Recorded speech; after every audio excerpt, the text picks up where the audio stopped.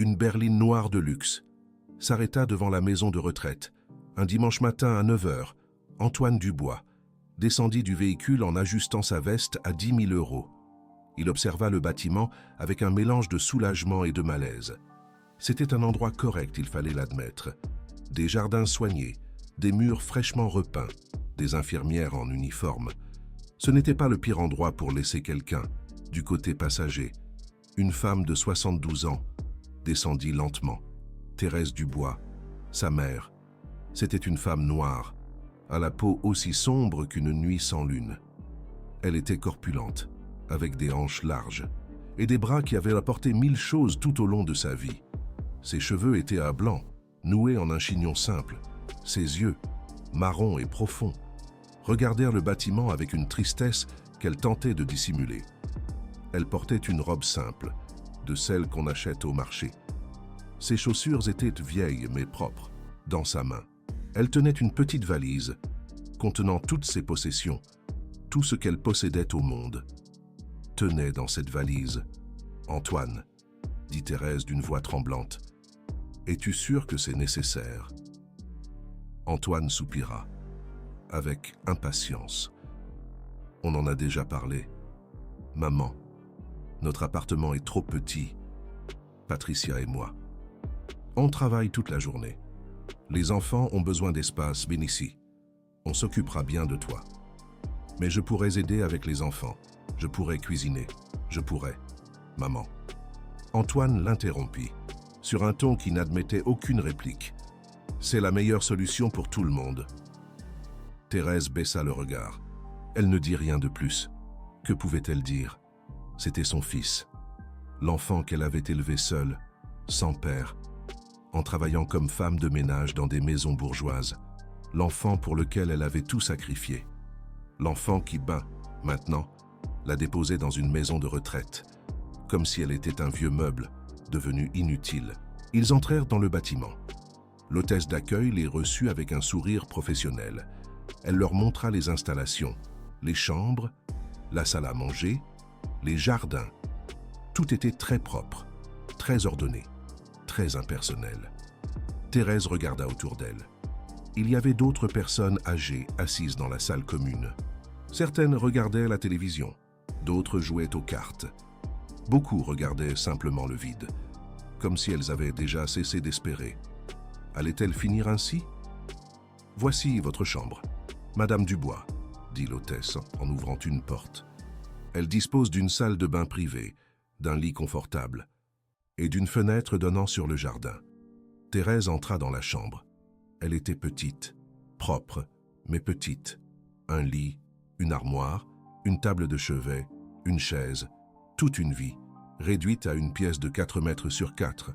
Antoine entra derrière elle. « Tu vois, maman? C'est très bien, tu seras bien ici. » Thérèse ne répondit pas. Elle s'assit sur le lit et regarda par la fenêtre. Le jardin était joli. Il y avait des fleurs, des arbres. Un banc où les personnes âgées pouvaient s'asseoir pour prendre le soleil.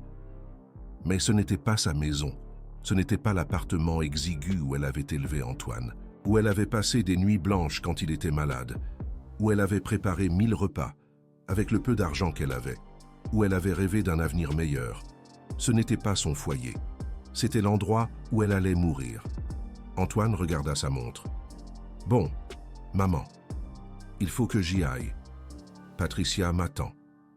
Les enfants ont foot aujourd'hui. Cassima, » Thérèse le regarda. « Tu viendras me rendre visite ?» Antoine évita son regard. « Bien sûr, maman.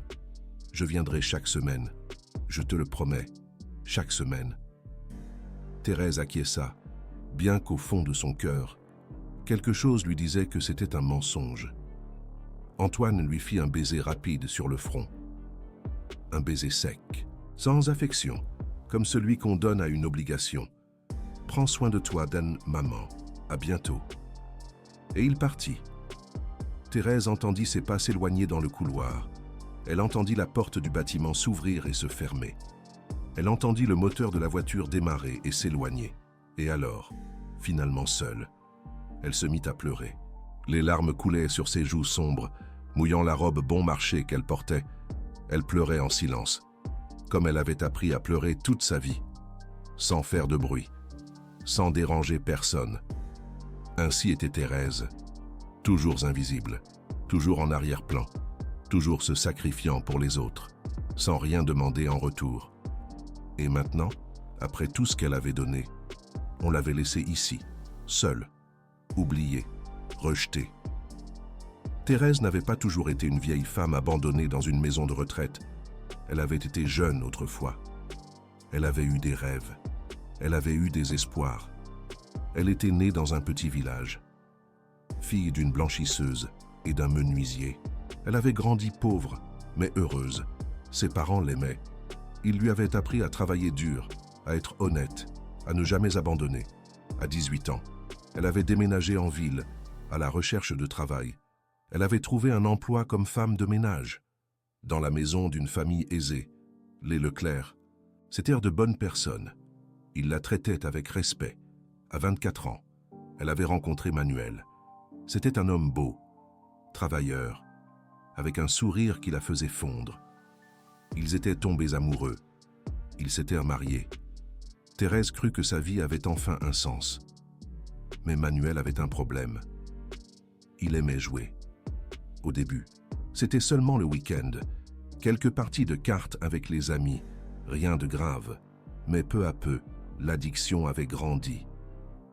Il avait commencé à perdre de l'argent, beaucoup d'argent, de l'argent qu'il n'avait pas. Quand Thérèse était tombée enceinte d'Antoine, Manuel avait disparu.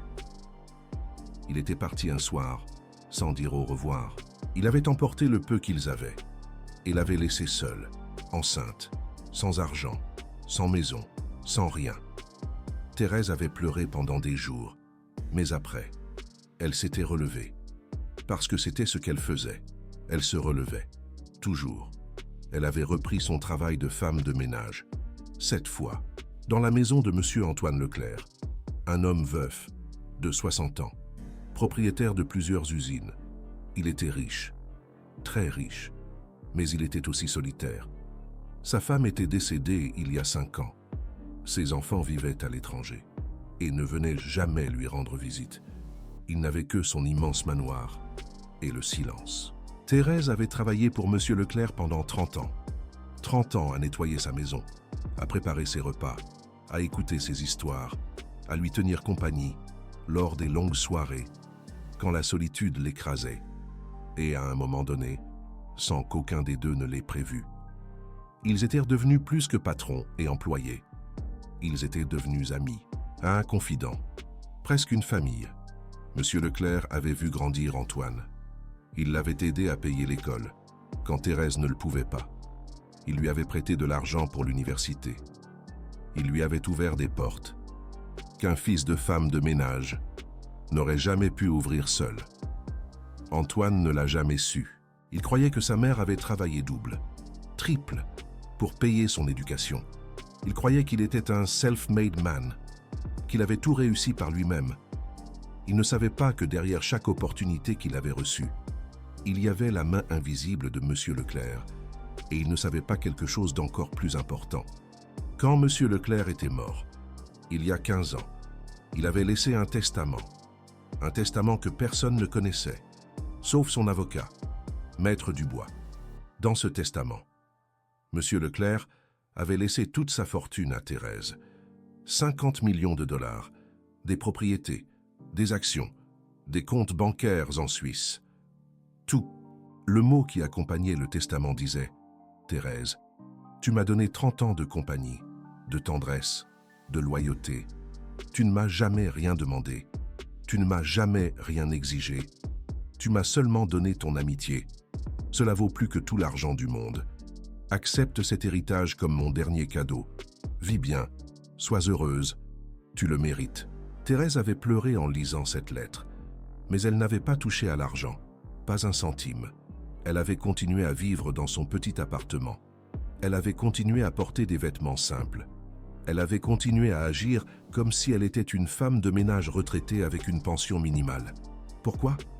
Parce qu'elle ne voulait pas changer. Elle ne voulait pas que l'argent la transforme en quelqu'un de différent. Et surtout, elle ne voulait pas qu'Antoine le sache. Elle connaissait son fils. Elle savait comment il était. Elle savait que s'il découvrait l'argent, il viendrait le chercher. Pas par amour, par intérêt. Et Thérèse préférait être pauvre et aimée sincèrement, que riche et aimée pour son argent.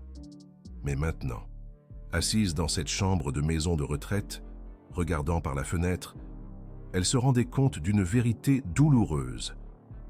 Antoine ne l'aimait pas. Il ne l'avait jamais aimée. Il l'avait seulement tolérée tant qu'elle lui était utile. Et maintenant qu'il n'avait plus besoin d'elle, il l'avait jetée comme un vieux torchon. La première semaine à la maison de retraite fut la plus difficile. Thérèse ne connaissait personne. Elle ne connaissait pas les routines. Elle ne comprenait pas comment fonctionnait cet endroit. Elle se réveillait tôt, par habitude. Elle déjeunait seule, à une table de la salle à manger, regardant son assiette sans appétit. Elle passait les heures dans sa chambre, regardant par la fenêtre, attendant. Attendant quoi?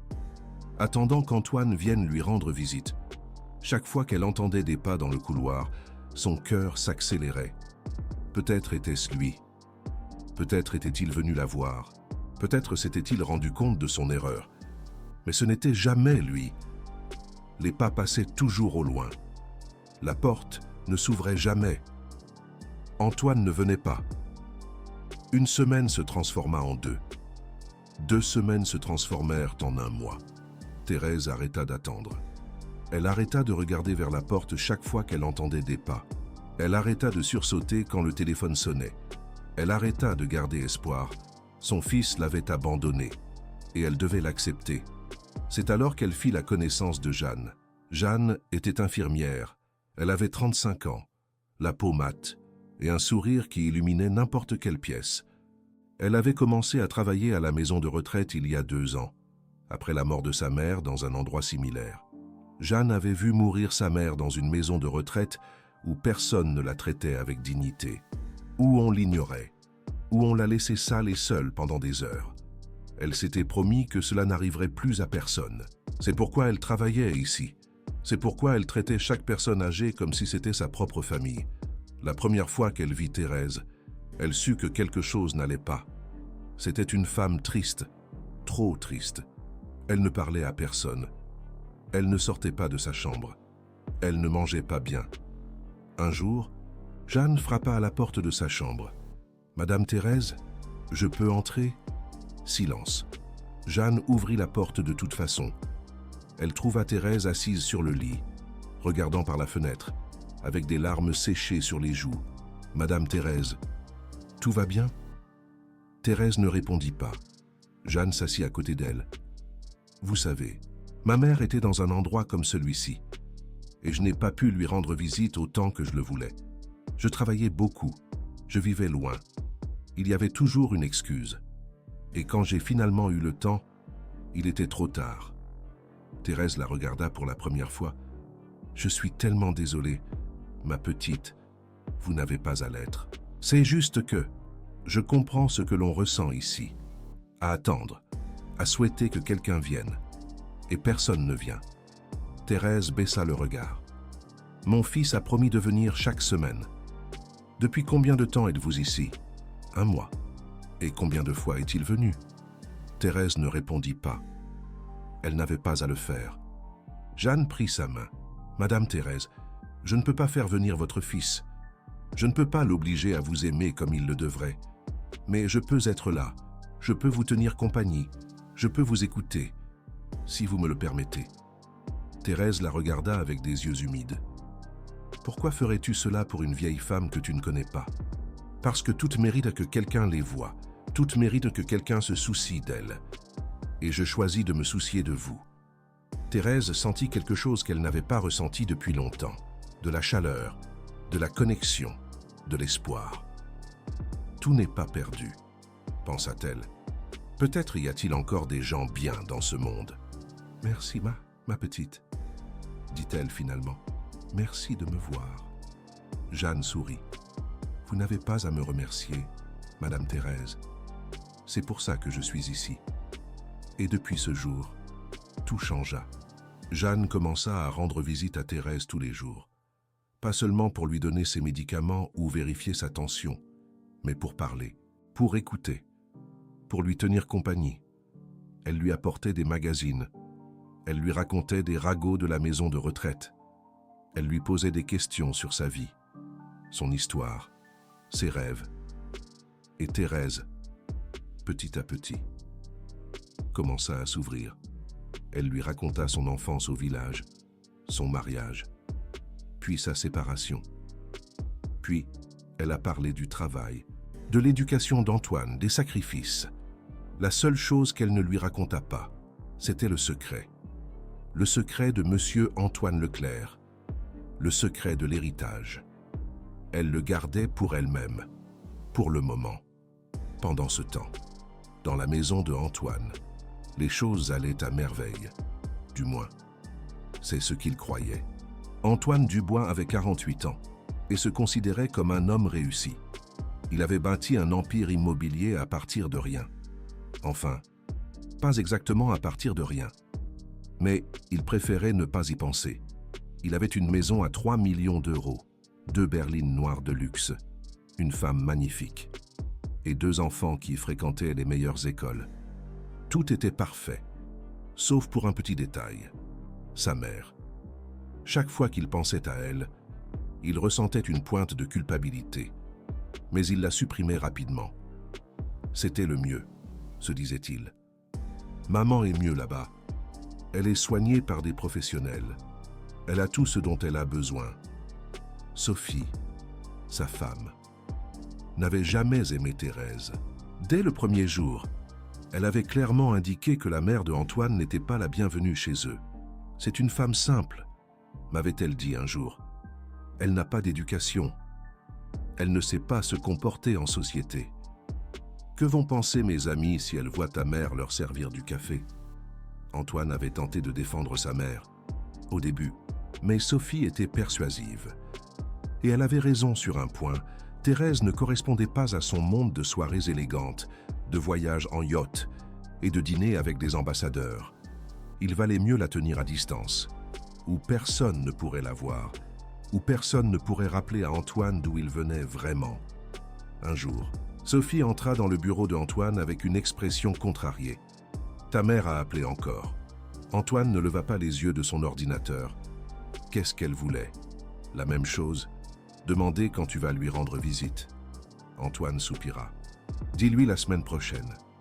Tu lui as dit ça il y a 3 semaines. Et je vais le lui dire à nouveau. Je suis trop occupé, Patricia, Campric, j'ai une entreprise à gérer. Patricia croisa les bras. Tu sais que je me fiche de ta mère, Antoine. Mais ces appels constants me rendent folle. Pourquoi ne lui dis-tu pas simplement la vérité? Quelle vérité? Que tu n'iras pas. Que tu t'en fiches. Que tu l'as laissée dans cette maison de retraite pour ne plus jamais la revoir. Antoine la regarda enfin. Ce n'est pas si simple. Bien sûr que si. Dis-lui juste la vérité et arrête de nous faire perdre notre temps à tous. Patricia quitta le bureau en claquant la porte. Antoine resta planté devant l'écran de son ordinateur. Mais il ne voyait pas les chiffres. Il ne voyait pas les graphiques. Il ne voyait que le visage de sa mère. Le regardant avec ses yeux tristes quand il l'a laissée à la maison de retraite, il secoua la tête. Non. Il n'allait pas culpabiliser. Il avait pris la bonne décision.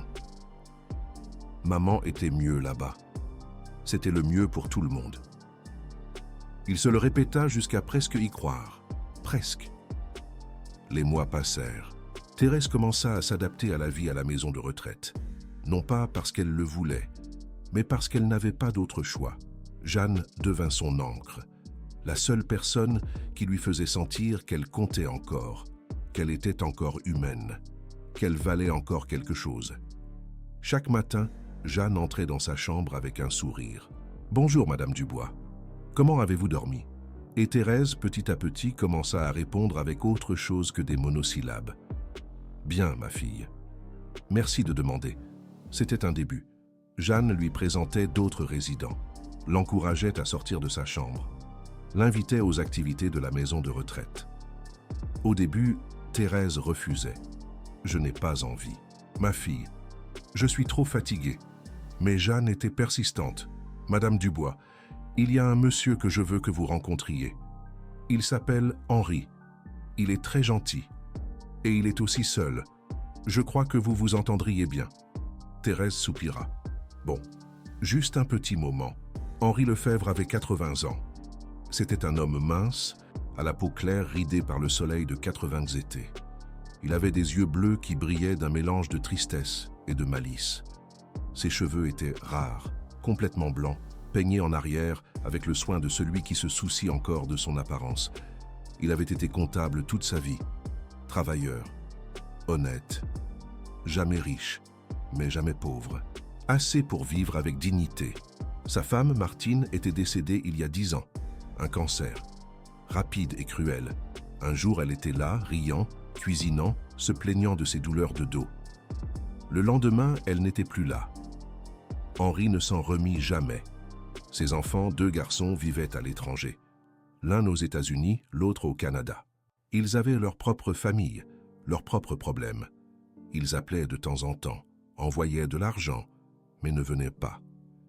Il y a 5 ans, après une chute qui lui avait cassé la hanche, ses enfants décidèrent qu'il valait mieux qu'il soit dans une maison de retraite. Plus sûr, disait-il, mieux soigné. Henri ne protesta pas. Pourquoi faire? Il ne lui restait plus rien pour lequel se battre. Quand Jeanne présenta Thérèse à Henri, il était assis dans le jardin, regardant les nuages. « Monsieur Lefebvre, je vous présente Madame Dubois. Elle est nouvelle ici. » Henri la regarda. Il vit une femme noire, forte, avec des yeux tristes. Il vit quelqu'un qui portait le même poids que lui, la même solitude, le même abandon. « Enchanté, madame, » dit-il en se levant difficilement pour la saluer. « De même, monsieur. » Jeanne les laissa seuls. Ils s'assirent sur le banc du jardin, en silence, regardant les fleurs. « Depuis combien de temps êtes-vous ici ?» demanda Thérèse finalement. « 5 ans. » Thérèse le regarda, surprise. « 5 ans? Et votre famille ?» Henri sourit avec amertume. « À l'étranger, trop occupé pour venir voir un vieil homme. » Thérèse acquiesça. « Mon fils aussi. Il a promis de venir chaque semaine. Ça fait 2 mois, et rien. » Henri soupira. « Je sais ce que c'est. Attendre, et attendre, et que personne n'arrive. » Ils restèrent en silence un moment. « Mais vous savez, Madame Dubois, après un certain temps, on arrête d'attendre. Et quand on arrête d'attendre, on arrête de souffrir. » Thérèse le regarda. « Comment fait-on? Comment arrête-t-on d'attendre ?» Henri haussa les épaules. « Je ne sais pas. Un jour, ça arrive tout simplement. Un jour, on se rend compte que la seule personne sur qui on peut compter, c'est soi-même. Et les gens qui sont ici, à vos côtés, ceux qui vous voient tous les jours, ceux qui se soucient vraiment. » Thérèse pensa à Jeanne. « L'infirmière? Oui. Et les autres résidents. Et les cuisinières. Et les jardiniers. Ces gens qui travaillent ici, qui nous soignent, qui nous traitent avec dignité. Ils sont notre famille maintenant, pas par le sang, mais par choix. » Thérèse sentit quelque chose se relâcher dans sa poitrine. Peut-être qu'Henri avait raison. Peut-être qu'il était temps d'arrêter d'attendre Antoine et de commencer à vivre avec ce qu'elle avait. À partir de ce jour, Thérèse et Henri devinrent inséparables. Ils prenaient le petit déjeuner ensemble tous les matins, se promenaient dans le jardin après le déjeuner, jouaient au domino l'après-midi, regardèrent des séries ensemble le soir. Ce n'était pas de la romance. Ils étaient trop vieux pour ça, disait-il en riant. C'était quelque chose de mieux. C'était de la camaraderie. C'était se comprendre sans mots. C'était ne pas être seul. Jeanne les regardait avec satisfaction. « Regardez-moi ça. On dirait qu'ils ont trouvé un ami. » Thérèse sourit. « J'ai trouvé quelqu'un qui comprend. C'est le plus important, Madame Dubois. Trouver quelqu'un qui comprend. » Thérèse commença à changer. Elle ne restait plus enfermée dans sa chambre. Elle sortait dans le jardin, participait aux activités, parlait avec les autres résidents. Et elle commença à faire quelque chose qu'elle n'avait pas fait depuis longtemps. Elle commença à cuisiner. La maison de retraite avait une petite cuisine où les résidents pouvaient préparer des choses simples. Du thé, du café, des gâteaux. Thérèse demanda la permission de l'utiliser. La directrice, Hélène, la regarda avec curiosité. « Vous voulez cuisiner, Madame Dubois ?»« Oui, madame. Toute ma vie, j'ai été cuisinière. C'est ce que je sais faire. Ça me ferait sentir utile. » Hélène y réfléchit un moment. « D'accord. Vous pouvez utiliser la cuisine. Mais sous surveillance, par sécurité. Merci, madame. Vous ne le regretterez pas. » Et elle ne le regretta pas. La première fois que Thérèse cuisina à la maison de retraite, elle fit un pot-au-feu. Rien d'élégant. De la nourriture simple. De la vraie nourriture. L'odeur se répandit dans tout le bâtiment. Les résidents commencèrent à apparaître dans la cuisine, attirés par l'arôme. Qu'est-ce qui sent si bon? Madame Dubois est en train de cuisiner. On peut goûter. Thérèse servit des assiettes pour tout le monde. Et pour la première fois depuis des mois, la salle à manger de la maison de retraite fut remplie de rire. « C'est délicieux, Madame Dubois. Ça fait des années que je n'ai pas mangé quelque chose d'aussi bon. Ça me rappelle la cuisine de ma maman. » Thérèse sourit. C'était un sourire sincère, le premier depuis longtemps.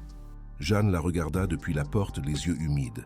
« Madame Dubois, vous êtes un cadeau. » Thérèse secoua la tête. « Je ne fais que ce que je sais faire, ma fille. » Mais pour les résidents de la maison de retraite, c'était beaucoup plus que ça.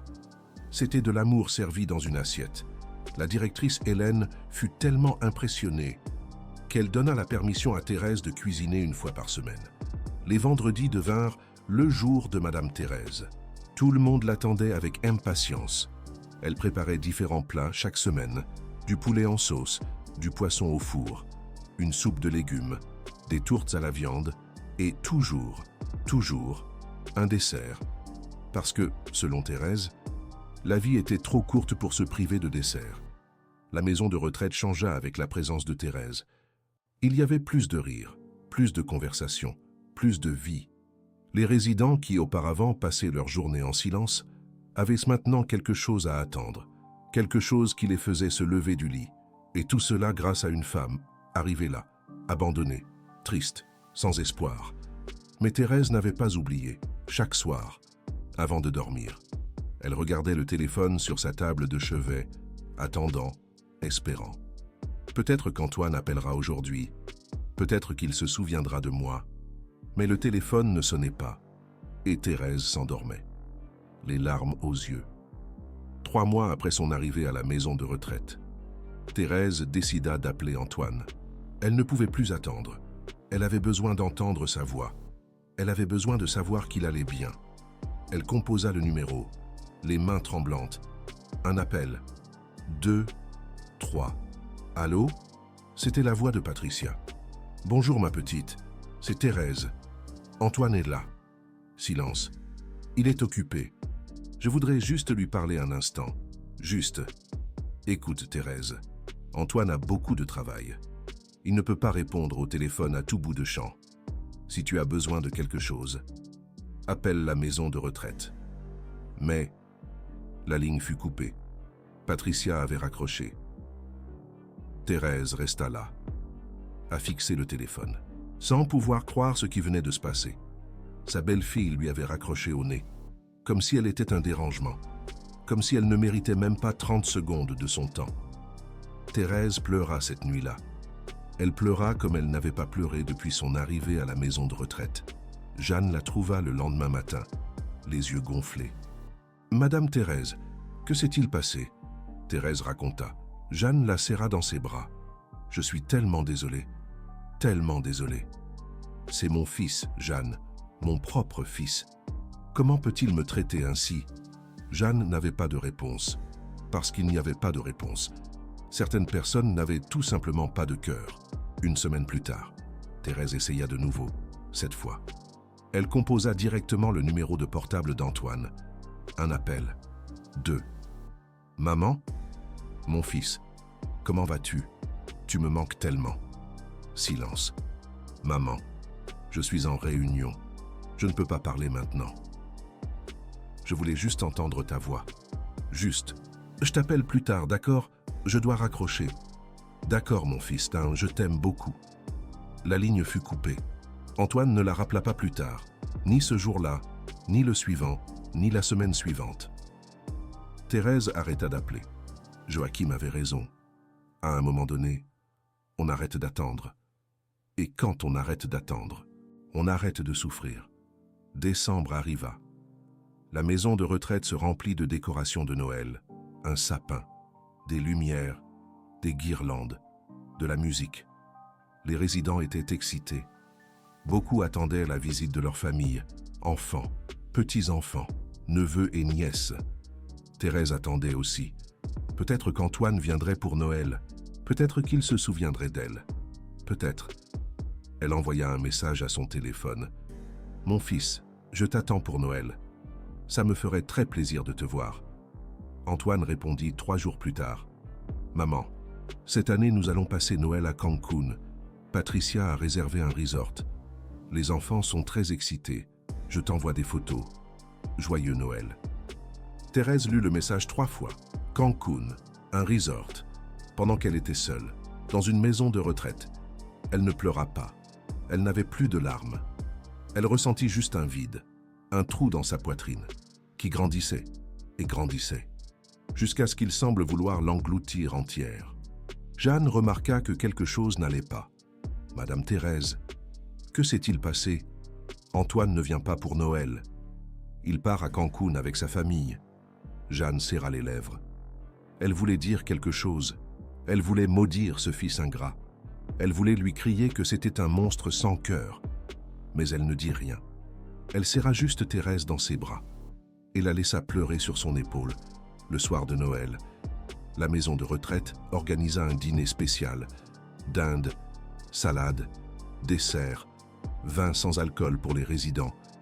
Il y avait de la musique, des chants de Noël, des rires. Certains résidents avaient de la visite. Des familles qui étaient venues passer la soirée avec eux. D'autres étaient seuls, comme Thérèse, comme Joachim. Ils s'assirent ensemble, à une table dans le coin. « Joyeux Noël, Madame Thérèse. Joyeux Noël, Monsieur Joachim. » Ils trinquèrent avec du jus de raisin. « Vous savez ce qui est le plus triste ?» demanda Joachim. « Ce n'est pas d'être seul. C'est de se souvenir des Noëls où on ne l'était pas. » Thérèse acquiesça. « Je me souviens quand Antoine était petit. Nous n'avions pas beaucoup d'argent. Parfois, nous n'avions même pas de quoi acheter un sapin. Mais il était heureux. J'étais heureuse. Nous étions une famille. Et maintenant, il a tout l'argent du monde. Et moi, je suis ici. » Joachim prit sa main. « Mais vous n'êtes pas seule, Madame Thérèse. Vous m'avez moi, et Jeanne, et tous les autres. » Thérèse le regarda, les yeux humides. « Merci, Monsieur Joachim. Je ne sais pas ce que je ferais sans vous. » Jeanne s'approcha de la table, avec 2 assiettes de dessert. Voilà, le meilleur flan du monde, offert par la cuisine. Elle s'assit avec eux. « Vous savez quoi? Ma famille n'est pas là non plus. Ils vivent loin. Ils n'ont pas pu venir. » Thérèse la regarda, surprise. « Alors, vous êtes seule aussi ?» Jeanne sourit. « Non, je suis avec vous. Et c'est suffisant. » Tous les 3 trinquèrent. « À la famille qu'on choisit, » dit Jeanne. « À la famille qu'on choisit, » répétèrent Thérèse et Joachim. Et à ce moment-là, à cette table dans le coin, avec du jus de raisin et du flan, Thérèse sentit quelque chose qu'elle n'avait pas ressenti depuis longtemps. La paix, pas le bonheur complet. Ça faisait encore mal. Son fils lui manquait toujours. Mais la paix de savoir qu'elle n'était pas complètement seule, qu'il y avait des gens qui l'aimaient, que sa vie avait encore de la valeur.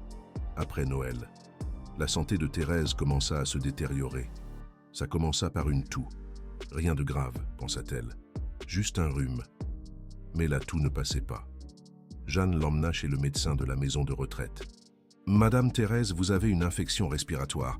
Vous avez besoin d'antibiotiques et de repos. » Thérèse obéit. Elle prit les antibiotiques, se reposa, arrêta de cuisiner pendant quelques semaines.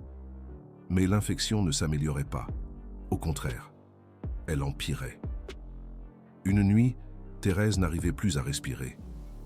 Elle fut emmenée à l'hôpital en urgence. Pneumonie, dirent les médecins. Sévère. À son âge, c'est dangereux. Thérèse passa 2 semaines à l'hôpital, seule. Jeanne lui rendait visite quand elle pouvait, mais elle travaillait et n'avait pas toujours le temps. Joachim ne pouvait pas sortir de la maison de retraite.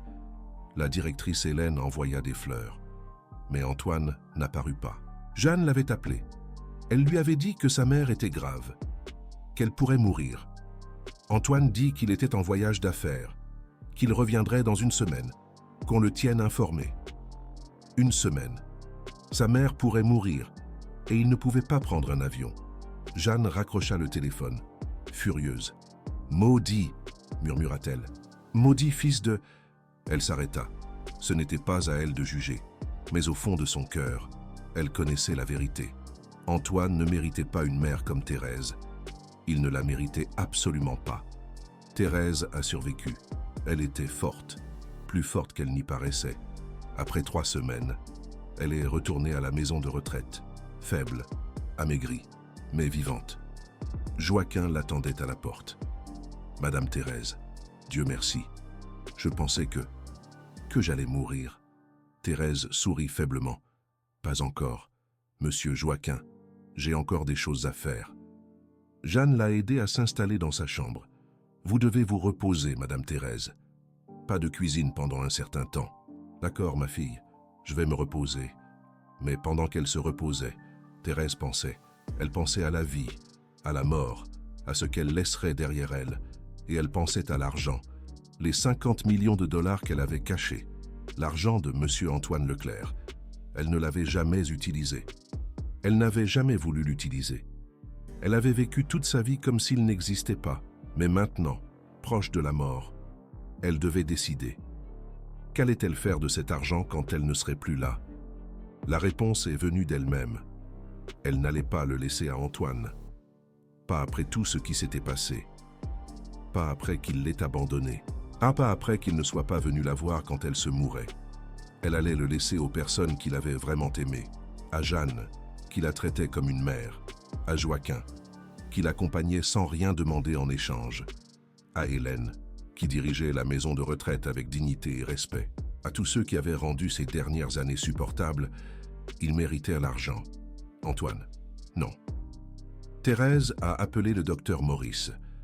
Le docteur Maurice André avait 65 ans. C'était un homme grand, mince, avec des cheveux gris parfaitement peignés et une moustache qui lui donnait un air distingué. Il portait des costumes sombres, des cravates discrètes et des chaussures toujours brillantes. Il avait été l'avocat de Monsieur Antoine Leclerc pendant 40 ans. Et quand Monsieur Antoine Leclerc est mort, il est devenu le gardien de son dernier souhait, le testament de Thérèse. Pendant 15 ans, le docteur Maurice avait gardé ce secret. Il avait administré la fortune de Thérèse en silence, en investissant, en faisant fructifier l'argent, en attendant le jour où elle déciderait de l'utiliser. Mais Thérèse n'avait jamais appelé, jusqu'à maintenant. Docteur Maurice, c'est Thérèse, la femme de ménage de Monsieur Antoine Leclerc. Madame Thérèse, quel plaisir de vous entendre. Comment allez-vous? Pas très bien, docteur. Je suis dans une maison de retraite et je crois qu'il ne me reste plus beaucoup de temps. Le docteur Maurice a senti un poids sur sa poitrine. Je suis vraiment désolé, Madame Thérèse.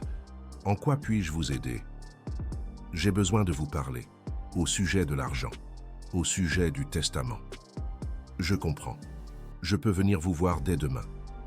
Merci, docteur. L'adresse est… Ne vous inquiétez pas, je l'ai déjà. Monsieur Antoine a toujours su où vous étiez. Thérèse sourit tristement.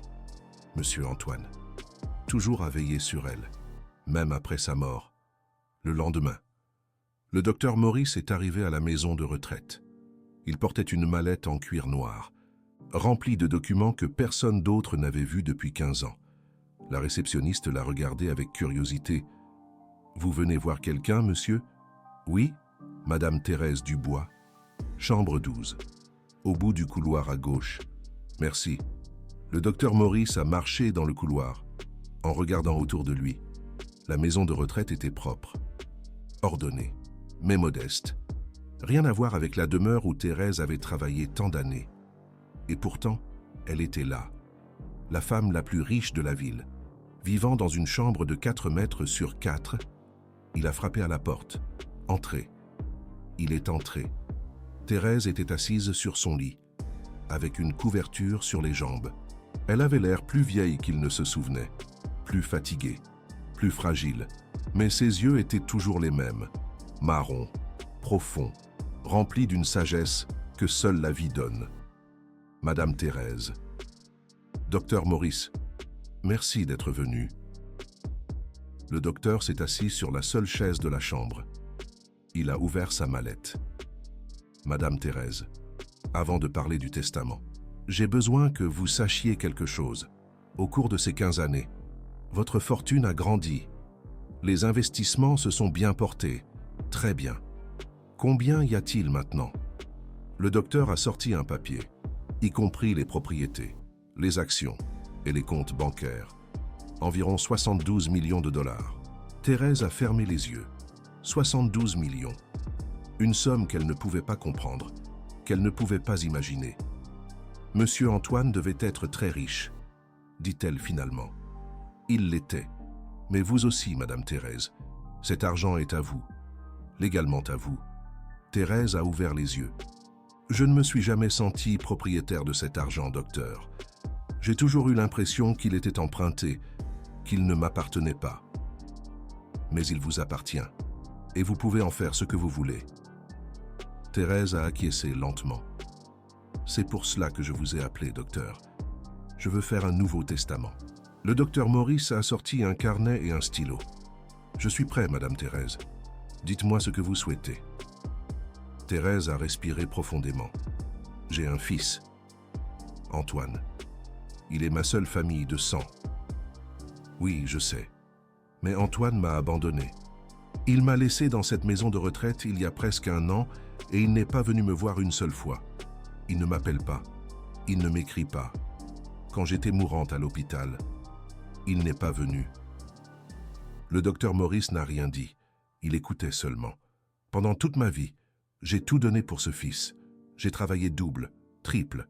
J'ai sacrifié ma santé, ma jeunesse, mon bonheur, tout pour qu'il ait une vie meilleure. Et comment m'a-t-il payé? Avec l'abandon, avec l'indifférence, avec la honte. Thérèse a séché une larme qui coulait sur sa joue. Je ne veux rien laisser à Antoine, docteur. Pas un centime. Le docteur Maurice a acquiescé. Je comprends, Madame Thérèse. C'est votre droit.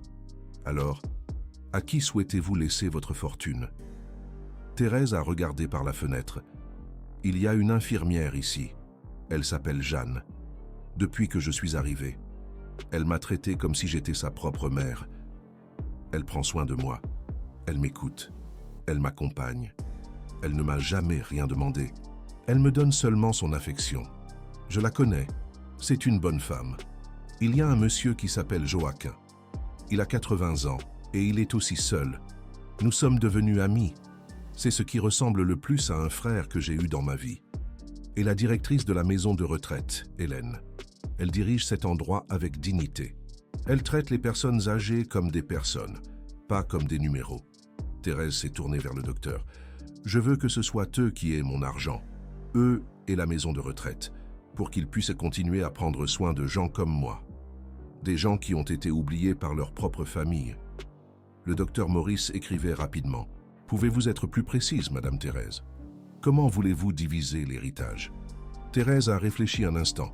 Pour Jeanne, je veux lui laisser 20 millions de dollars pour qu'elle puisse ouvrir sa propre clinique. Elle a toujours rêvé de ça. Un endroit où les personnes âgées reçoivent les soins qu'elles méritent. Pour Joachim, 10 millions, pour qu'il vive ses dernières années avec dignité, sans se soucier de rien. Pour Hélène, 5 millions, pour tout ce qu'elle a fait pour cet endroit. Et le reste, 37 millions d'euros.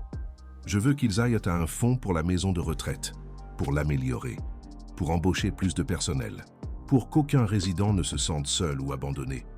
Le docteur Maurice leva les yeux.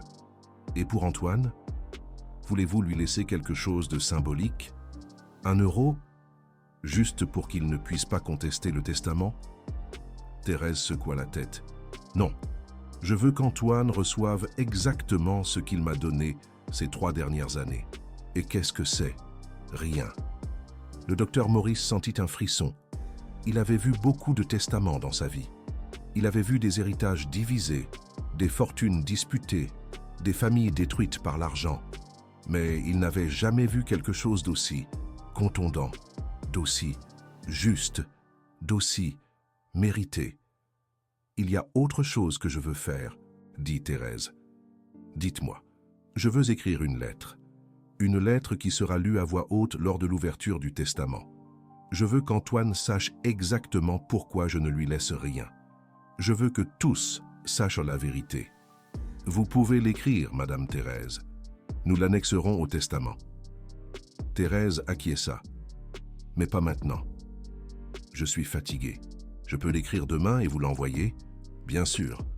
Prenez votre temps. L'important, c'est que la lettre exprime exactement ce que vous ressentez. » Le docteur Maurice rangea ses papiers. « Je vais préparer tous les documents légaux, Madame Thérèse. Je reviendrai dans quelques jours pour que vous les signiez. Vous aurez besoin de 2 témoins qui ne soient pas bénéficiaires. Je peux demander au jardinier et à l'une des cuisinières. Ce sont des personnes de confiance. Parfait. » Le docteur se leva pour partir. « Madame Thérèse, avant de partir, je veux que vous sachiez quelque chose. »« Quoi, docteur ? » ?»« Monsieur Antoine Leclerc vous aimait beaucoup, plus que vous ne l'avez probablement su. Dans ces derniers jours, il ne parlait que de vous, de comment vous l'aviez sauvé de la solitude, de comment votre présence avait rempli cette demeure vide. » Thérèse sentit ses yeux s'emplir de larmes. C'était un bon homme, le meilleur que j'ai connu. Et je crois qu'il serait très fier de ce que vous faites aujourd'hui. Croyez-vous qu'il me pardonnerait de ne pas avoir utilisé l'argent avant? De l'avoir gardé si longtemps? Le docteur Maurice sourit. Je crois qu'il comprendrait parfaitement. Vous ne vouliez pas que l'argent vous change. Et il ne vous a pas changé. Vous restez la même femme humble et généreuse qu'il a connue il y a 40 ans. Thérèse acquiesça, incapable de parler. Le docteur Maurice prit congé et s'en alla. Thérèse resta seule dans sa chambre, pensant à tout ce qui s'était passé, à Monsieur Antoine, à Antoine, à Jeanne, à Joachim, à la vie qu'elle avait vécue et à celle qu'il lui restait à vivre. Elle ne savait pas combien de temps elle avait, des semaines, des mois, peut-être une année si elle avait de la chance, mais elle n'avait plus peur. Elle avait pris une décision, la bonne décision. Son argent irait à ceux qui le méritaient. Et Antoine recevrait ce qu'il avait gagné. Rien. Cette nuit-là, Thérèse commença à écrire la lettre. Ce ne fut pas facile. Chaque mot était un poids. Chaque phrase, un souvenir douloureux. Mais elle devait le faire. Elle devait dire la vérité. « Cher Antoine », commença-t-elle. « Non, cela n'allait pas. Antoine n'était pas cher. Pas après tout ce qu'il avait fait. » Elle raya le mot et recommença. « Antoine », écrivit-elle, « quand tu liras cette lettre, je serai déjà morte. Et tu seras probablement venu chercher l'héritage que tu crois t'appartenir. Je dois te dire quelque chose que tu n'as jamais su. Je suis riche, très riche, plus riche que tu ne l'as jamais imaginé. Pendant 30 ans, j'ai travaillé pour Monsieur Antoine Leclerc. Tu le connais, l'homme qui a payé ton école, ton université, celui qui t'a ouvert les portes que tu n'aurais jamais pu ouvrir par toi-même. Mais ce que tu ignores, c'est que lorsque Monsieur Antoine est mort, il m'a laissé toute sa fortune. Toute. 72 millions d'euros. Je ne te l'ai jamais dit. Je ne l'ai jamais utilisé. J'ai vécu comme j'avais toujours vécu, humblement, simplement. Pourquoi? Parce que je te connais, mon fils. Je sais comment tu es. Je sais que si tu avais su pour l'argent, tu serais venu le chercher. Pas par amour, par intérêt. Et je préférais être pauvre et aimé que riche et utilisé. Mais cela n'a plus d'importance. Je suis en train de mourir, Antoine. Et j'ai décidé ce que je vais faire de mon argent. Je ne vais rien te laisser. Pas un euro, pas un centime, rien. Thérèse s'arrêta. Les larmes coulaient sur le papier, effaçant certaines lettres. Elle respira profondément et continua. Je sais que cela va te faire mal. Je sais que tu vas te sentir trahi. Tu vas penser que je suis cruel, que je suis injuste. Mais laisse-moi te rappeler quelque chose. Tu m'as laissé dans une maison de retraite il y a 3 ans. Tu as promis de venir chaque semaine. Tu n'es pas venu une seule fois. Quand je t'appelais, ta femme raccrochait. Quand j'ai réussi à te parler, tu étais toujours occupé. Quand j'étais en train de mourir à l'hôpital, tu n'es pas venu. Je ne t'ai pas demandé d'argent. Je ne t'ai pas demandé de temps. Je t'ai seulement demandé de l'amour. Et tu n'as même pas pu me le donner. Mon argent ira aux personnes qui m'ont donné ce que tu m'as refusé. À Jeanne, l'infirmière qui m'a traité comme une mère. À Joachim, l'ami qui m'a accompagné quand tu m'as abandonné. À Hélène, la directrice qui m'a donné de la dignité quand tu m'as donné de la honte. Ils sont ma famille maintenant. Pas par le sang, par choix. Tu m'as donné la vie quand tu es né. Mais tu me l'as enlevé quand tu m'as abandonné.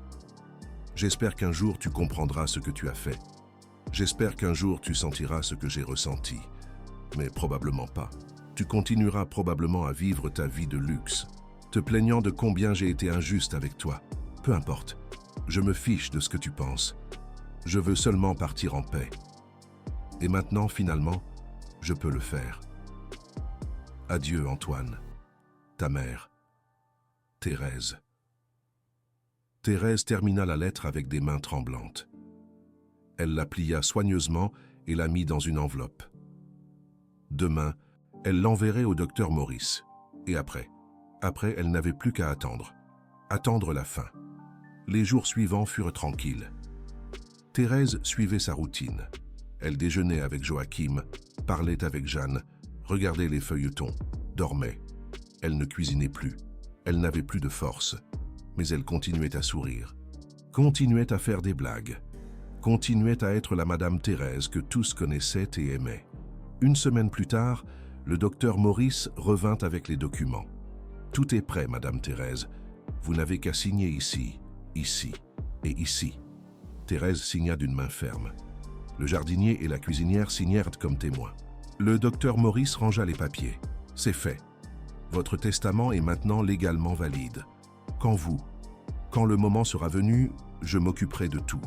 Merci, docteur, pour tout. Il n'y a pas de quoi, Madame Thérèse. Ce fut un honneur de vous connaître. Le docteur partit. Thérèse sentit un poids se soulever de ses épaules. C'était fait. Elle pouvait maintenant se reposer. Les mois passèrent. La santé de Thérèse se détériorait peu à peu. Elle ne pouvait plus bien marcher. Elle avait besoin d'aide pour se laver. Parfois, elle oubliait des choses. Mais son esprit restait lucide sur l'essentiel. Elle savait qui étaient ses amis. Elle savait où elle était. Elle savait ce qu'elle avait fait. Et elle savait qu'elle avait pris la bonne décision. Jeanne prenait soin d'elle avec une dévotion, sans limite. « Madame Thérèse, il faut manger quelque chose. Je n'ai pas faim, ma petite. Même un peu de soupe. Pour moi. » Thérèse sourit faiblement. « Très bien. Pour toi. » Jeanne lui donnait à manger avec patience, comme on donne à manger à un enfant. « Vous êtes si bonne avec moi, ma petite. Je ne sais pas pourquoi. Parce que je vous aime, Madame Thérèse. C'est aussi simple que ça. » Thérèse prit sa main. « Quand je partirai, tu comprendras bientôt beaucoup de choses. Je veux juste que tu saches que tu le mérites. » Tout. Jeanne ne comprenait pas. « De quoi parlez-vous, Madame Thérèse ? Tu le sauras bientôt, ma petite. Tu le sauras bientôt. » Joachim lui rendait visite tous les jours, lui aussi. Il s'asseyait à côté de son lit et lui racontait des histoires, des blagues nulles qui la faisaient rire, des souvenirs de sa jeunesse. « Vous savez, Madame Thérèse, une fois j'ai failli épouser une princesse. »« Une princesse ?»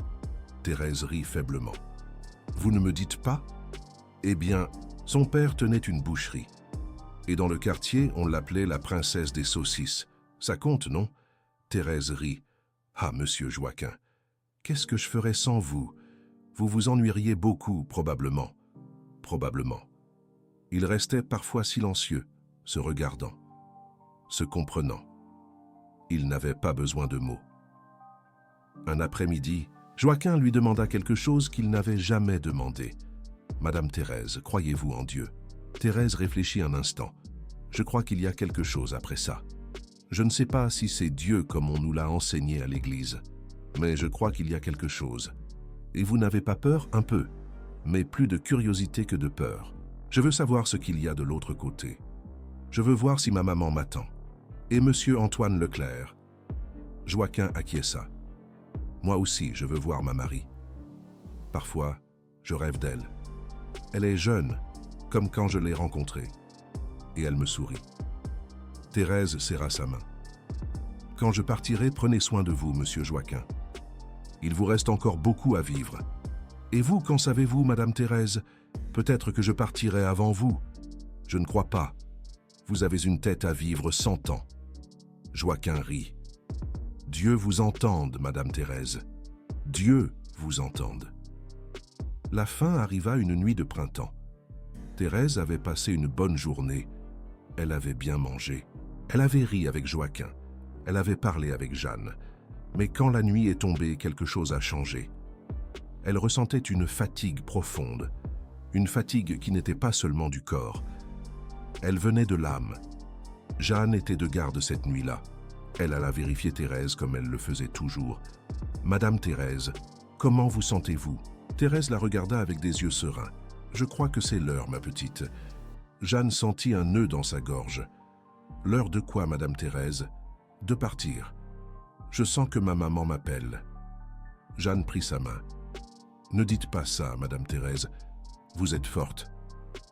Vous allez bien aller. » Thérèse secoua la tête doucement. « Je n'ai pas peur, ma petite. Je suis prête. Je veux juste te demander quelque chose.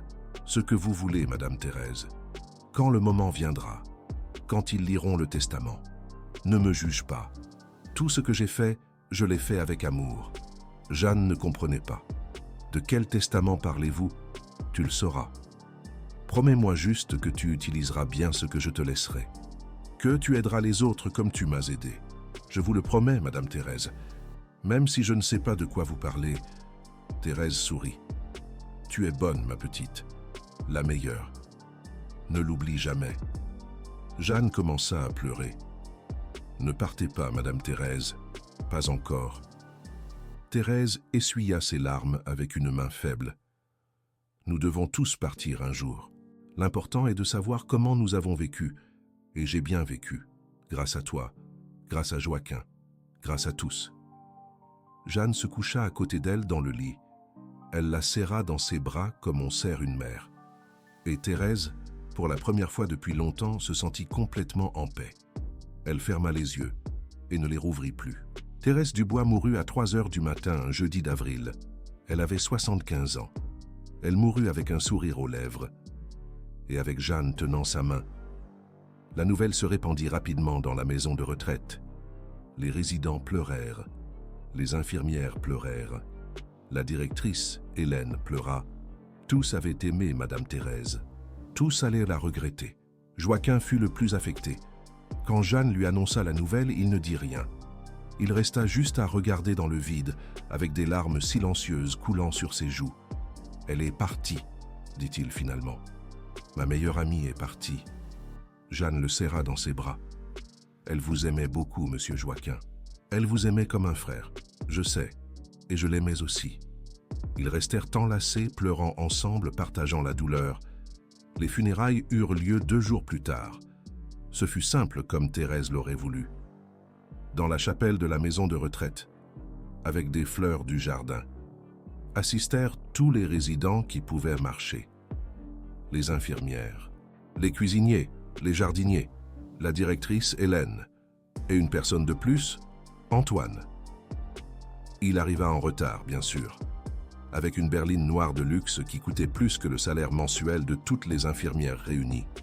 Patricia l'accompagnait, avec une robe noire élégante et une expression d'inconfort.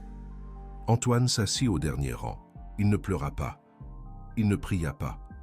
Il regarda juste le cercueil de sa mère avec une expression indéchiffrable. Quand la cérémonie fut terminée, il s'approcha du docteur Maurice. « Vous êtes l'avocat de ma mère ?» Le docteur Maurice le regarda froidement. « Oui, je suis le docteur Maurice Andrade. J'ai besoin de vous parler. » Au sujet de l'héritage. Le docteur Maurice sentit du dégoût. Le corps de sa mère n'était pas encore froid, et il pensait déjà à l'argent. « Il y a un testament, monsieur Dubois. Il sera lu demain, ici à la maison de retraite. À 10 heures du matin. » « Ici? Pourquoi ici? » « Parce que c'est ce que votre mère voulait. » Antoine fronça les sourcils. « Très bien, je serai là. » Il se retourna et partit, sans même dire au revoir à personne. Jeanne le regarda partir avec une rage contenue. « C'est ça le fameux fils ?»« Oui, » dit Hélène. « C'est lui. 3 ans sans venir. Et maintenant, il apparaît pour l'argent. » Hélène soupira. « C'est comme ça certains, Jeanne. C'est comme ça certains. » Mais ils ne savaient pas ce qui les attendait. Le lendemain, à 10 heures du matin, la salle commune de la maison de retraite était pleine. On avait placé des chaises en rangée, comme dans une église. À l'avant, une table avec une nappe blanche où le docteur Maurice avait disposé ses documents. Jeanne était assise au premier rang à côté de Joaquin. Hélène était à ses côtés. Derrière eux, plusieurs employés de la maison de retraite et quelques résidents qui avaient voulu être présents. Et au dernier rang, séparé du reste, Antoine et Patricia. Antoine avait l'air impatient. Il regardait sa montre toutes les 2 minutes. Il voulait en finir rapidement. Signer ce qu'il y avait à signer, recevoir l'argent de sa mère et retourner à sa vie. Parce qu'il devait sûrement y avoir quelque chose. Sa mère avait travaillé toute sa vie. Elle devait avoir des économies. Peut-être la maison où elle vivait avant, des bijoux, quelque chose. Il ne s'attendait pas à grand-chose, mais quoi que ce soit, c'était le sien de droit. Patricia, à ses côtés, avait la même expression d'impatience. « Tu crois qu'il y a combien ?» chuchota-t-elle. « Je ne sais pas. Peut-être 100 000, 200 000. Je n'espère pas grand-chose. Enfin, c'est toujours ça. On pourra payer le voyage en Europe avec ça. » Antoine acquiesça. Bien sûr. Le docteur Maurice se leva. Le silence se fit dans la salle. « Bonjour à tous. Nous sommes réunis ici pour la lecture du testament de Madame Thérèse Dubois-Leclerc. » Il marqua une pause. Avant de lire le testament, Madame Thérèse a laissé une lettre qu'elle a demandé à lire à haute voix. Je vais la lire telle qu'elle l'a écrite. Il sortit une enveloppe de sa mallette. Il l'ouvrit avec précaution et commença à lire. « Antoine, quand tu liras cette lettre, je serai déjà morte et tu seras probablement venu chercher l'héritage que tu crois t'appartenir. » Antoine fronça les sourcils. « Quelle sorte de lettre était-ce là ? Je dois te dire quelque chose que tu n'as jamais su. Je suis riche, très riche, plus riche que tu ne l'as jamais imaginé. » Un murmure parcourut la salle. Johanna regarda Joachim avec confusion. Hélène haussa les sourcils. Antoine se redressa sur son siège. Riche ? Sa mère ? La femme de ménage ? Pendant 30 ans, j'ai travaillé pour Monsieur Antoine Leclerc, poursuivit le docteur. Tu le connais, l'homme qui a payé ton école, ton université, celui qui t'a ouvert les portes que tu n'aurais jamais pu ouvrir par toi-même. Antoine sentit quelque chose de froid lui parcourir le dos. Monsieur Leclerc, bien sûr qu'il se souvenait, l'homme riche que sa mère mentionnait toujours, celui qui lui avait obtenu la bourse, celui qui lui avait donné son premier emploi. Mais ce que tu ignores, c'est que lorsque Monsieur Leclerc est décédé, il m'a laissé toute sa fortune. Tout. 72 millions d'euros. Le silence dans la salle fut absolu. 72 millions. Antoine sentit le monde s'écrouler autour de lui.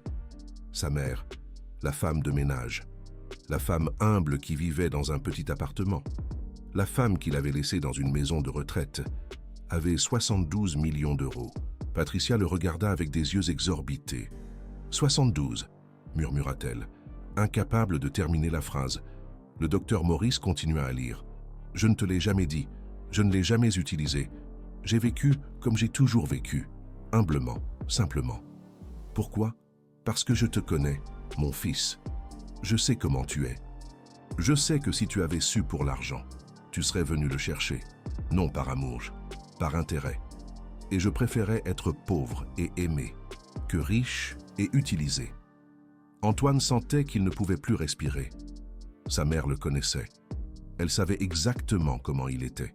Et pourtant, elle l'avait aimé. Elle avait quand même tout sacrifié pour lui. Et lui l'avait abandonné. « Mais ça n'a plus d'importance, » lut le docteur. « Je suis en train de mourir, Antoine. Et j'ai décidé quoi faire de mon argent. Je ne vais rien te laisser. Pas un sou, pas un centime, rien. » Antoine devint pâle. « Quoi ? Qu'est-ce qu'il avait dit ? Rien. Je sais que cela va te faire mal. Je sais que tu vas te sentir trahi. Ah, tu vas penser que je suis cruel, que je suis injuste. Mais laisse-moi te rappeler quelque chose. Tu m'as laissé dans une maison de retraite il y a 3 ans. Tu as promis de venir chaque semaine. Tu n'es pas venu une seule fois. Quand je t'appelais, ta femme me raccrochait au nez. Quand j'ai réussi à te parler, tu étais toujours occupé. Quand j'étais en train de mourir à l'hôpital, tu n'es pas venu. Johanna commença à pleurer en silence. Tout ce que sa chère Donna Thérèse avait souffert, toute la douleur qu'elle avait portée seule. Je ne t'ai pas demandé d'argent, je ne t'ai pas demandé de temps, je t'ai seulement demandé de l'amour. Et tu n'as même pas pu me donner ça. Mon argent ira aux personnes qui m'ont donné ce que tu m'as refusé. À Johanna, l'infirmière qui m'a traité comme une mère. Johanna leva la tête. Surprise. À Joachim, l'ami qui m'a accompagné quand tu m'as abandonné. Joachim porta sa main à sa poitrine. À Hélène, la directrice qui m'a donné de la dignité quand tu m'as donné de la honte. Hélène se couvrit la bouche de ses mains. Ils sont ma famille maintenant, pas par le sang, par choix.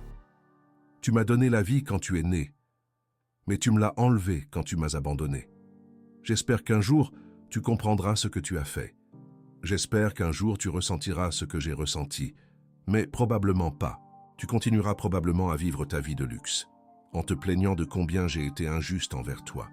Peu m'importe ce que tu penses. Il m'importe seulement de partir en paix.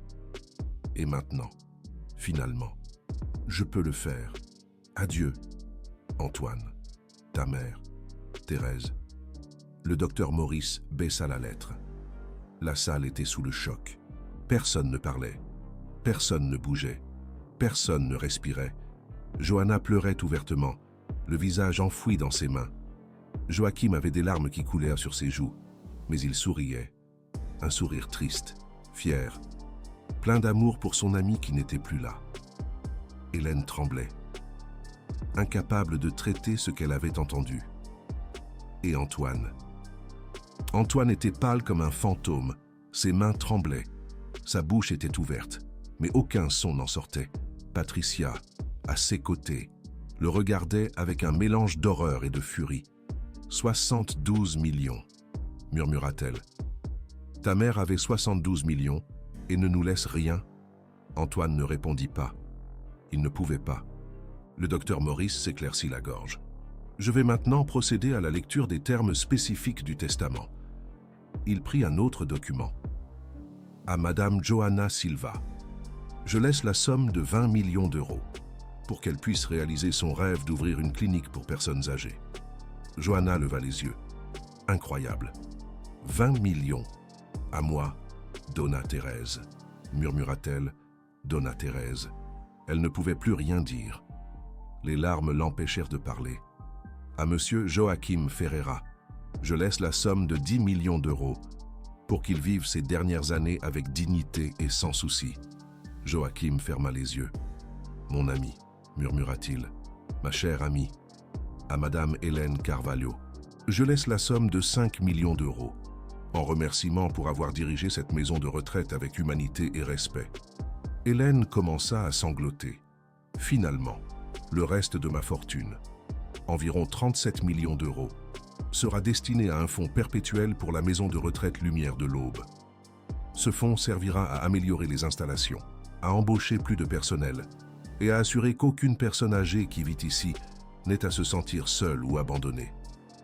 Le docteur Maurice leva les yeux. Ceci conclut la lecture du testament de Madame Thérèse Dubois-Leclerc. Antoine se leva. « C'est ridicule, » dit-il d'une voix tremblante. « Je vais contester ce testament. Ma mère n'était pas dans son état normal. Ils l'ont manipulée. Ils l'ont trompée. » Le docteur Maurice le regarda avec calme. « Monsieur Dubois, le testament a été signé il y a 8 mois, lorsque votre mère était en pleine possession de ses facultés mentales. Il a été attesté par 2 personnes indépendantes, et il a été rédigé en respectant toutes les exigences légales. Mais je suis son fils unique. J'ai le droit de... Vous n'avez le droit à rien, Monsieur Dubois. » Le docteur sortit un autre document. De plus, en prévision d'une éventuelle contestation, votre mère m'a demandé de recueillir des preuves de votre abandon. Quelles preuves? Le docteur ouvrit un dossier. Des registres de la maison de retraite qui montrent que vous n'avez rendu visite à votre mère pas une seule fois en 3 ans. Des relevés téléphoniques qui montrent que vos appels sont restés sans réponse. Des témoignages du personnel de la maison de retraite et d'autres résidents concernant le traitement que vous avez réservé à votre mère. Antoine pâlit encore davantage. Et enfin, un enregistrement de l'appel que l'infirmière Jeanne a passé lorsque votre mère était hospitalisée pour une pneumonie. Dans cet enregistrement, vous dites être en voyage d'affaires et ne pas pouvoir venir la voir. Le docteur le regarda droit dans les yeux. « Monsieur Dubois, si vous tentez de contester ce testament, toutes ces preuves seront rendues publiques. Les médias vont s'en emparer, vos associés, vos clients. Tout le monde saura exactement quel genre de fils vous avez été. » Antoine sentit ses jambes flancher. Il s'effondra sur la chaise. Patricia le regardait avec mépris. « Tu m'as promis un héritage, » dit-elle d'une voix glaciale. « Tu m'as promis que ta mère avait de l'argent. » « Je ne savais pas. »« Tu ne savais pas ? Ta mère avait 72 millions d'euros et tu ne savais pas ? Comment est-ce possible que tu ne saches pas ?» Antoine n'avait pas de réponse. Parce qu'il n'avait jamais demandé. Jamais il ne s'était intéressé. Jamais il n'avait considéré sa mère autrement que comme un fardeau. Et maintenant, il en payait le prix. Patricia se leva. « Je m'en vais, » dit-elle. « Et quand tu rentreras à la maison, je veux que tes affaires soient dehors. » Patricia, « Attends. » Elle était déjà partie. Antoine resta seul au dernier rang, entouré de gens qui le regardaient avec mépris, avec pitié, avec dégoût. Le fils qui a abandonné sa mère. Le fils qui n'a rien reçu parce qu'il ne méritait rien. Les jours suivants furent un tourbillon pour tout le monde. Jeanne n'arrivait pas à croire ce qui s'était passé. 20 millions d'euros, une fortune qu'elle n'aurait jamais imaginé posséder. Mais elle ne ressentait aucune joie, seulement de la tristesse. Elle aurait préféré avoir Thérèse vivante et pauvre que morte et riche. Hélène la trouva en pleurs dans le jardin. « Jeanne, ça va ? Je ne sais pas. » Hélène, « Tout cela est trop. » « Je sais. Moi aussi j'ai du mal à l'accepter. » Jeanne la regarda. « Qu'est-ce que je vais faire avec 20 millions d'euros ?» Hélène s'assit à ses côtés. « Ce que Thérèse voulait que tu fasses. Ouvrir une clinique. Aider les autres. Faire le bien. » Jeanne acquiesça lentement. La clinique. Elle en avait toujours rêvé. Un lieu où les personnes âgées recevraient les soins qu'elles méritent. Où personne ne se sentirait seul ou abandonné. Un lieu comme celui que Thérèse aurait mérité d'avoir. « Je vais le faire, » dit-elle finalement. « Je vais ouvrir la clinique.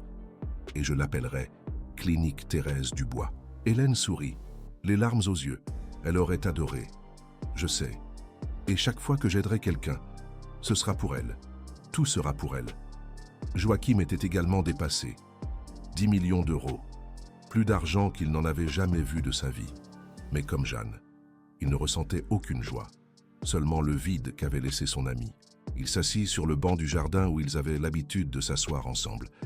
Il regarda les fleurs, les arbres, le ciel bleu. « Merci. »« Thérèse, » murmura-t-il, « je ne sais pas si je le mérite.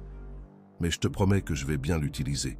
Je vais vivre avec dignité, comme tu l'as toujours voulu. Et je me souviendrai de toi chaque jour, jusqu'au jour où nous nous reverrons. » Il ferma les yeux. Et pendant un instant, il put presque sentir Thérèse assise à ses côtés, souriante, lui disant que tout allait bien. La maison de retraite changea dans les mois suivants. Grâce aux fonds que Thérèse avait laissés, Hélène put réaliser toutes les améliorations dont elle avait toujours rêvé. De nouvelles installations, un meilleur équipement, plus de personnel, des jardins plus grands, des activités pour les résidents, et surtout, une plaque à l'entrée qui disait « Maison de retraite, lumière de l'aube », à la mémoire de Thérèse Dubois, qui nous a enseigné que la famille n'est pas seulement de sang, mais de cœur. Les résidents étaient plus heureux, plus soignés, plus aimés, et tout cela grâce à une femme qui était arrivée là abandonnée, triste, sans espoir. Une femme qui avait trouvé une nouvelle famille, une femme qui avait laissé un héritage qui durerait pour toujours. 1 an plus tard, Jeanne ouvrit la clinique Thérèse Dubois.